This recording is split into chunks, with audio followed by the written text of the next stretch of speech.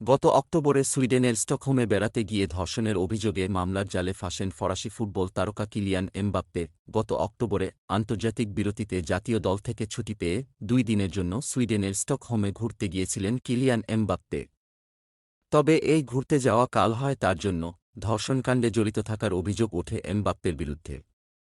শুরু হয় তদন্ত। সে সময় সুইডিশ কৌঁসুলিরা ধর্ষণের অভিযোগে তদন্ত শুরুর বিষয়টি নিশ্চিত করলেও সন্দেহভাজন কারও নাম প্রকাশ করেনি। তবে একাধিক সুইডিশ সংবাদমাধ্যম রিয়াল মাদ্রিদ ও ফ্রান্সের এই তারকা ফরোয়ার্ডের বিরুদ্ধে ধর্ষণের অভিযোগে তদন্ত শুরু হওয়ার কথা নিশ্চিত করে।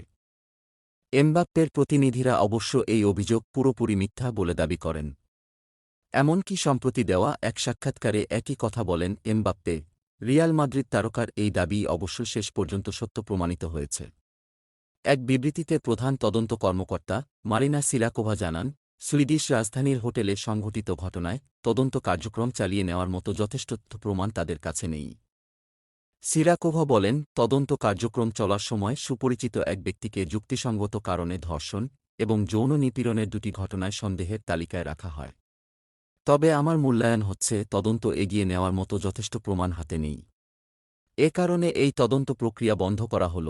পাশাপাশি সেই পরিচিত ব্যক্তি অর্থাৎ এমবাপ্পের কোনো ধরনের অপরাধে সংশ্লিষ্ট না থাকার কথাও নিশ্চিত করেছেন তিনি।